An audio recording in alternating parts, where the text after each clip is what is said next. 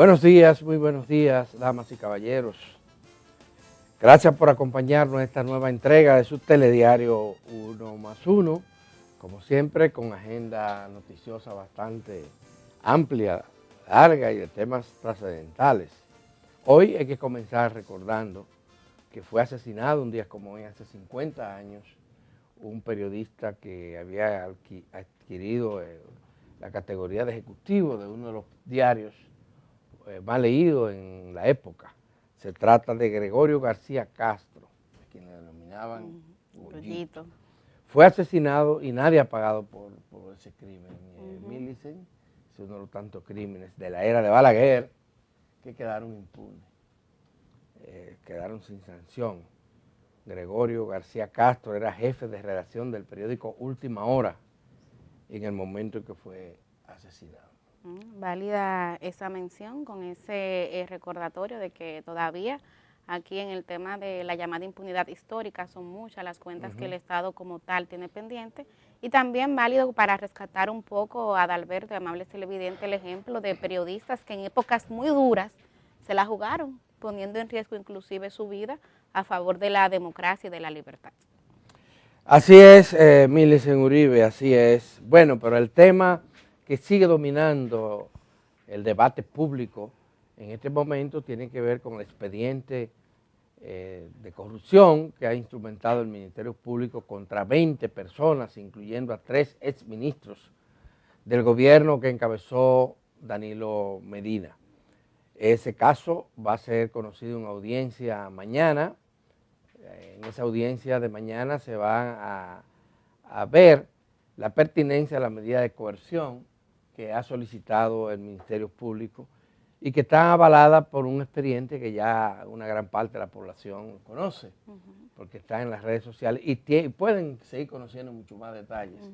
Es apasionante leer esto, porque la verdad es que uno no se imagina cómo se podría armar un engranaje de corrupción tan fuerte como este, que sustrajo de fondos que deberían estar en el erario público en Millicent alrededor de 19,000 millones de pesos. Hay otros sectores, incluyendo los abogados del gobierno, que hablan de 26,000 millones de pesos. Es algo bastante grande. Ustedes no se imaginan la cantidad de escuelas, la cantidad de hospitales, la cantidad del personal que se podría nombrar, mejorar los sueldos de los servidores públicos, resolver problemas, crisis del agua, crisis sanitaria como la que tenemos en el territorio nacional, tantos problemas elementales que sufre este pueblo dominicano por falta de recursos, porque dicen que el Estado no tiene los recursos suficientes, ni siquiera para combatir la pobreza. Y entonces estamos hablando de que mucha gente llega al Estado a usar esos fondos que nos pertenecen a todos para fines particulares, ya sea de personas como de instituciones, como en este caso los partidos políticos, Millicent Uribe. Pero esa es la situación. Mañana se va a conocer la medida de coerción, pero hay muchos elementos nuevos que han surgido en 24 horas. Sí, desde que estuvimos ayer aquí hasta hoy. Claro, al expediente de la solicitud de medida de coerción ahora se han agregado a nivel de documentos que circulan en la opinión pública las actas de interrogatorio de por lo menos 4 de los delatores estrellas del Ministerio Público. Y en esas actas de interrogatorio hay una serie de detalles y menciones, inclusive a nuevas personas, que no aparecen necesariamente en la medida de coerción, pero que sí son mencionados aquí. Y detalles que llaman la atención. Hay un caso que ayer yo veía con muchísima indignación, que era el de un chofer, el chofer específicamente de don Mimilo, de nombre Juan Alexander Tapia Holguín Adalberto, que solamente en 24 horas tuvo la suerte y la dicha o la complicidad de poder mover más de 1,000 millones de pesos. Entonces, ese tipo de cosas irritan porque aquí todo el mundo sabe, que usted que nos ve, o nosotros que estamos aquí, vamos al banco. Y si vamos a mover una suma que supera los $10,000, ese dinero es retenido hasta que presuntamente se investigue cuál es la procedencia. Sin embargo, esto es parte de cómo se nos enrostra, funciona aquí el tema de la complicidad y la impunidad. Él había dicho, lo habíamos dicho aquí, Sí. que él en una ocasión compró 16 maletas de las grandotas. Claro. Aparte para cargar dinero. y que eso era todos los días, casi que llevaba dinero Claro. de un lugar a otro, generalmente lo buscaba en el banco, lo llevaba a una oficina y de la oficina otra vez lo llevaba a otra oficina. Ese es tan solo un testimonio de todos los tantos que hay. Tú hablas de 4, pero son 7. Sí, pero los interrogatorios como visto Claro, hasta claro, ahora claro, son esos 4. Están ahí, están en el expediente, es revisarlo. Lo que pasa es que no es tan fácil para los periodistas y para el público en general abordar todo el contenido de ese expediente en el tiempo limitado que nosotros tenemos. Pero ayer, además de esos interrogatorios que han sido divulgados por medio de comunicación, Millicent, tuvimos las cartas de doña Miriam Germán, que otra vez se crece, se aumenta. Dice que no le va a responder directamente a Francisco Javier García, uno de los afortunados del PLD, que hay que decirlo así. No le va a responder a él porque no quiere irse al terreno que quieren otros, que se debata política, que el Ministerio Público ponga a debatir los temas políticos, pero sí le aclara a él que ella no se reúne frecuentemente con el concepto jurídico del Poder Ejecutivo, que ella sigue manteniendo, bueno, no lo dice ella, pero se deriva, él no se reúne, le dice la última vez que nos reunimos, o la vez que nos reunimos fue en noviembre, y fue cuando usted fue a llevar el proyecto que tiene el Poder Ejecutivo de crear un Ministerio de Justicia. Y es totalmente entendible que el consultor jurídico del Poder Ejecutivo y el Ministerio Público, en este caso la Procuradora, se reúnan para esos fines. Y además ella dice, no, nos reunimos solos. Claro, cada uno con su equipo. Fueron con los equipos principales que se reunieron y abordaron ese tema. La verdad es que a mí yo creo que te lo conté fuera de cámara. Sí, lo hablamos. Cómo ahora el gallito de pelea, o sea, el PLD ha sacado gallito de pelea y lo está llevando, paseando por los medios de comunicación. Es el PLD que está solicitando esas entrevistas, en la mayoría de los casos. Emilio dice porque quiere ganarse la opinión pública. A mí me parece, sin embargo, que está transitando un camino equivocado. Totalmente. Porque el PLD está apareciendo ahora abanderado de la defensa de las personas que son acusadas de corrupción. Y esto lo puede llevar a una confrontación parecida a aquella que se libró hace cerca de 3 años, Millicent, en el que el PLD perdió la batalla. ¿Y cuál era? Entre quienes eran acusados de corrupción y quienes queríamos un cambio que acabara o que iniciara un camino distinto contra la corrupción y contra la impunidad. Tal vez el PLD, sin darse cuenta, se está uniendo alrededor de esa demanda y la población entonces podría unirse en torno al rechazo a esa demanda que luce muy atrevida, ¿verdad? Cuestionable. Claro. Defender la inocencia de gente que fíjate lo que está saliendo. Sí, no, yo no le auguro éxito al PLD ni en esa estrategia, ni tampoco en insistir en esa gastada frase o gastado estribillo de persecución política. En este caso, de hecho, pienso que todo lo contrario, que es el PLD quien está politizando un caso que debe de dirimirse en los tribunales, un caso que es del ámbito judicial. Fíjate que la estrategia ha sido, por un lado, tratar de desacreditar al Ministerio Público, y ya hemos visto cómo constantemente doña Miriam Germán tiene a Adalberto a menudo para devolver, porque creo que con cartas como esa ella se crece, pero también el hecho, Adalberto, de hablar de politización de la justicia cuando el PLD es abanderado, lo fue durante sus gobiernos y no descarta que si devuelve al poder, seguiría abogando por cosas que el pueblo rechazó, como el hecho de tú tener un procurador general de la República que a la vez era miembro del comité central de tu partido. Entonces, ¿con qué moral es que el PLD le habla y problematiza el hecho de politizar la justicia? Millicent, hay otro elemento que lo señalábamos ayer en la entrevista que sostuvimos con el vicepresidente del PLD. Es que los jueces que están conociendo estos casos fueron designados durante los gobiernos del PLD. Claro, no quiere decir que fueran PLDistas, pero se consideraban personas idóneas, ¿verdad? Igual a la mayoría de los representantes del Ministerio Público, también, incluyendo a las dos principales figuras que están ahí yendo a los tribunales a defender los casos que han elaborado. Me refiero a Jenny Berenice Reynoso y a Wilson Camacho. Ellos dos son fiscales de carrera pero lograron ingresar a la carrera judicial en los gobiernos del Partido de la Liberación Dominicana. Recuerden que Jenny Berenice, además, venía de ser fiscal en Santiago de los Caballeros, cuando fue traída, promovida o trasladada al Distrito Nacional, donde fue fiscal del Distrito Nacional durante los gobiernos del PLD. Y fíjate que es muy difícil para el PLD hablar de eso, extremadamente difícil. Claro, es un Ellos están metiendo contrasentido. un gallo, porque espérense, señoras y señores, ya aquí hay no es toda la población, pero es que la parte importante de la población que tiene cabeza propia, Claro. que piense, que analice, que no actúe irracionalmente y que no le importan los discursos duros para inclinarse por ellos, Claro. de voz alta. Esa espectacularidad No. del discurso, eso no La es. gente piensa otra cosa. Ahora, Claro. ayer ocurrió otro elemento. El PLD hizo una rueda de prensa para presentar evidencia de que la policía había lanzado bombas lacrimógenas a su local. Y eso es una imprudencia enorme. Ahí el PLD tiene razón. Al jefe de la policía, ellos están pidiendo que lo destituyan, pero por lo menos debe de llamársele la atención, porque lo que ocurrió no debe volver a ocurrir.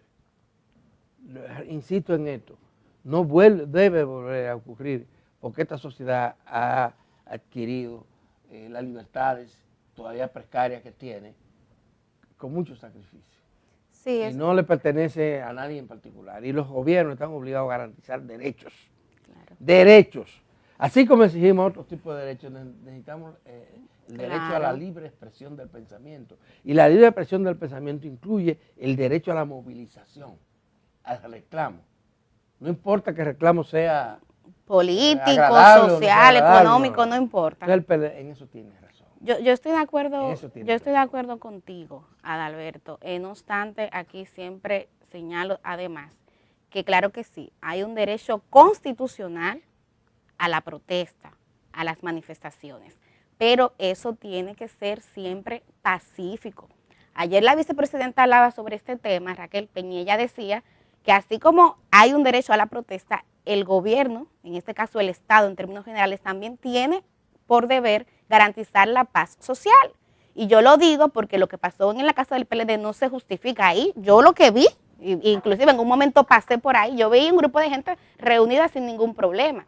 Pero hay sectores a lo interno del PLD que también están apostando al caos, a la desestabilización, incluyendo diputados, que la semana pasada fueron al Palacio de Justicia y rompieron una puerta de cristal, queriendo entrar. ¿Entrar a qué? ¿Qué iban a buscar esos diputados ahí? Son cosas que uno se pregunta. Entonces, claro que sí, que hay derecho a la protesta y hay derecho a la manifestación, pero eso tiene límite, porque aquí ningún derecho es absoluto. Ya en un término bastante llano, ahí está Benito Juárez con el respeto al derecho ajeno es la paz. Y mis derechos terminan donde comienzan los de los demás. Entonces, sí, PLD, apoyamos su derecho a la protesta, pero pacífica. Aquí la ciudadanía de Alberto dio cátedras de cómo se puede protestar de manera pacífica. Ahí está el 4% para educación, ahí está Marcha Verde, ahí está la preservación de Loma Miranda. Aquí la gente se manifestó de manera pacífica. Entonces eso hay que seguirlo haciendo, pero con esos límites, pienso Pero yo. así como nosotros criticamos que a las personas que fueron a la Plaza de la Bandera a protestar, lanzaran bombas, Sí. yo las critico aquí también. Sí, hay que O sea, criticarlo, no hay ninguna claro. justificación Claro. para eso. No hay absolutamente Sí. ninguna. Y si alguien intenta romper por un vidrio como eso, él debe ser apresado y sometido a la justicia. Claro. En eso estamos de acuerdo. Y la policía tiene que buscar métodos para enfrentar a los revoltosos, porque siempre van a existir revoltosos, fíjense, de un lado y de otro. Siempre. Y hay personas, inclusive, que se meten a las manifestaciones a crear incidentes, porque hay provocaciones. Sí. Entonces la autoridad tiene que actuar con raciocinio, con prudencia, con justicia, para que su Para no, labor claro, y no incurrir en sea excesos, empañada. Entonces, claro. ¿qué ha pasado? Por eso digo que en eso el PLD tiene razón.